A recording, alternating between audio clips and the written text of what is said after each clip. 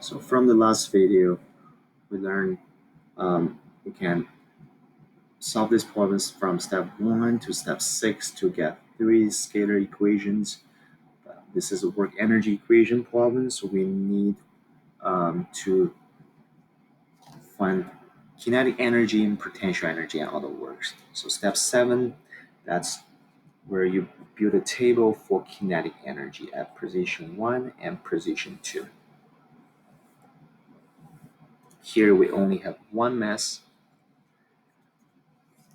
and at position 1, this rectangular plate is released from rest, so we have zero kinetic energy.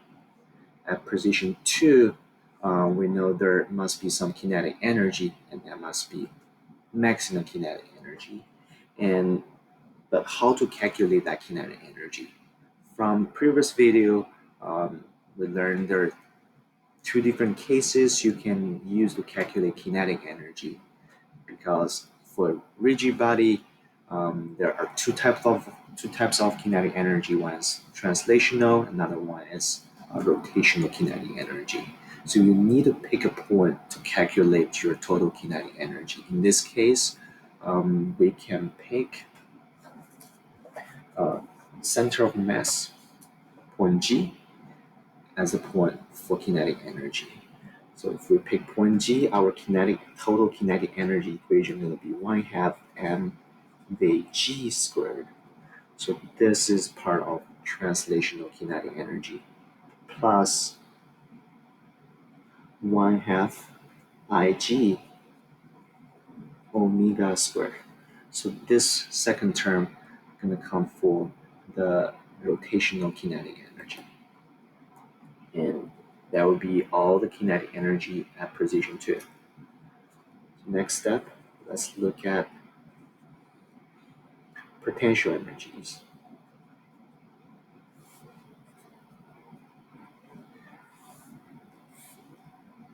In this case, only wave force can cause potential energy change.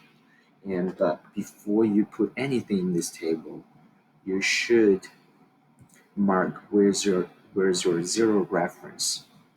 So in this case, we have two positions. I'm going to draw them here. That's point O, position 1.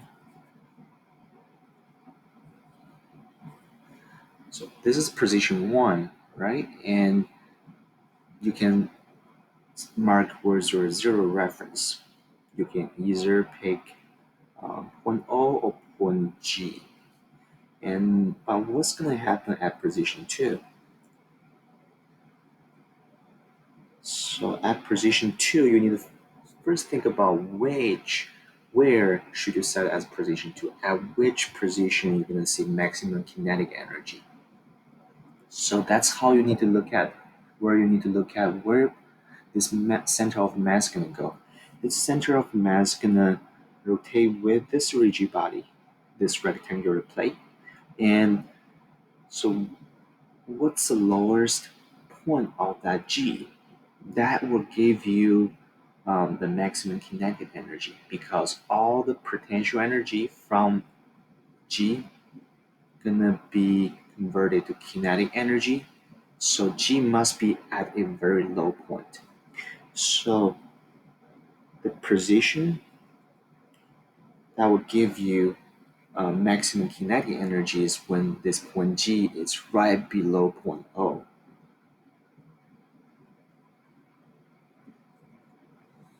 So that's the lowest position this point G can get. So if G has to be right below O, and that at this moment that rectangular plate gonna look like this, right?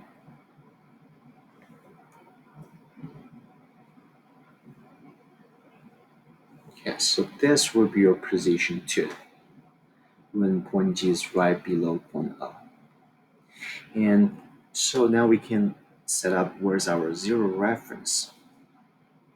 So I can do this. I can set up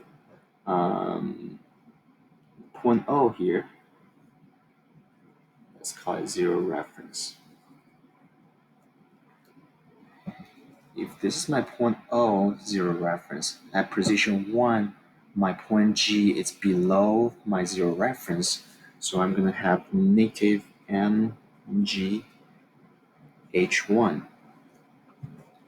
So where is h1? h1 is simply the distance between the zero reference to where that center of mass h is. Let's call that h1. And that would be half of the length of this edge.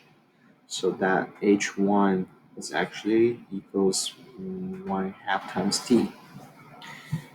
Yeah, now we need to figure out what is this h2. At position 2, our g is at this location. We have this distance h2. How to find out what's the length of this h2? What is the height from 0.0 to g? So that will be half of the um, diagonal length, right? That's the half point.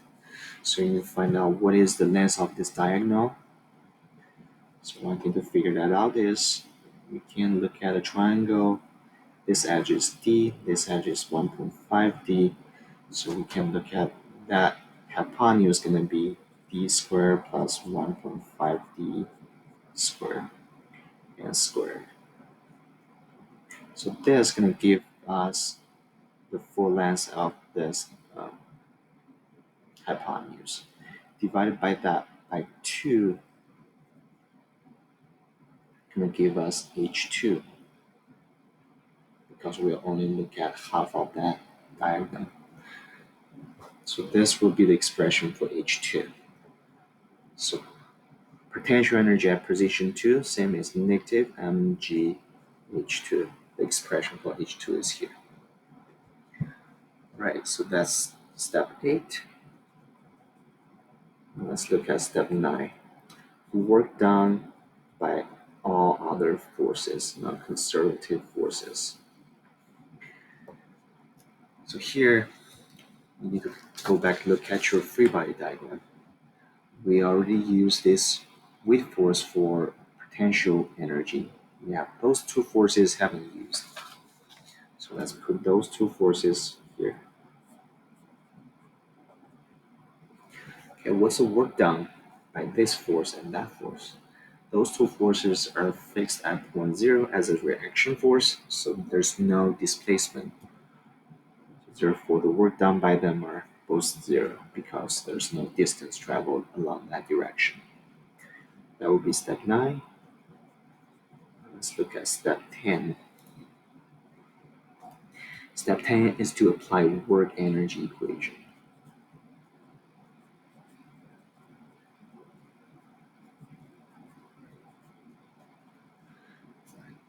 To apply work energy equation, simply look at all your tables, plugging all the kinetic energy and potential energy.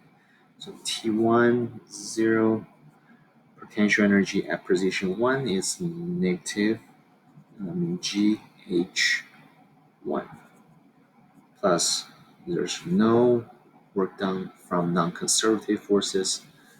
T2 is this expression. So 1/2 mvg squared plus 1/2 ig omega squared plus potential energy at position 2, which is this guy, negative mgh2.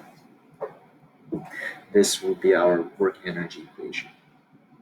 And it is a scalar equation. So far we have 1, 2, 3. This is going to be our fourth scalar equation from work energy equation. All right. So this problem, we need to solve what is omega, which is here. But apparently we don't have enough equation to solve omega. Since we don't really know what is Vg in this equation. So we need to apply step 11, apply equations from chapter 2. So you will need an equation from chapter 2, rigid body kinematics, to figure out a relationship between Vg and omega so you can get rid of this variable.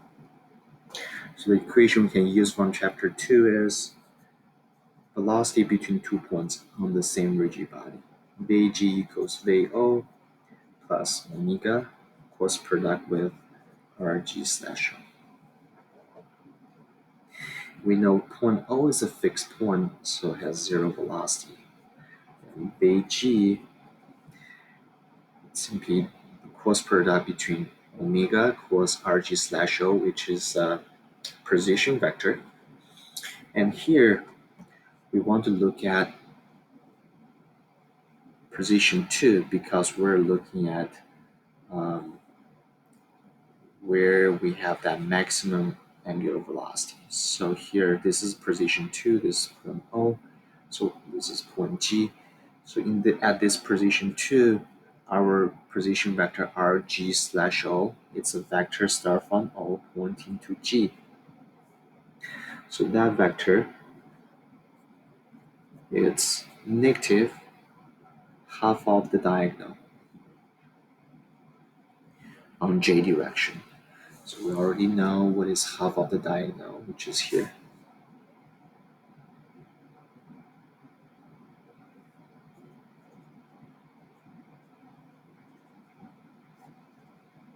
On J direction. Okay, so we have K equals J here with negative. The trick I told you guys, I, J, K. So we can draw a circle, clockwise circle. Now we look at, we have K equals J. K equals J is in the opposite direction. So the result gonna be something I, but that's gonna be negative. But we already have a negative sign here. So we're gonna end up with omega times d squared plus 1.5d squared over 2 I direction. So this tells us what is Vg. And as you can see, Vg only has a I component, there's nothing on J. Further, more we can find out Vg, the scalar value of Vg vector is going to be omega times d squared plus 1.5d squared divided by 2. So here we know what is the relationship between Vg and omega. This is going to be our fifth scalar equation. Okay, now we have 5 scalar equations. How to solve this problem? I'll leave this to you.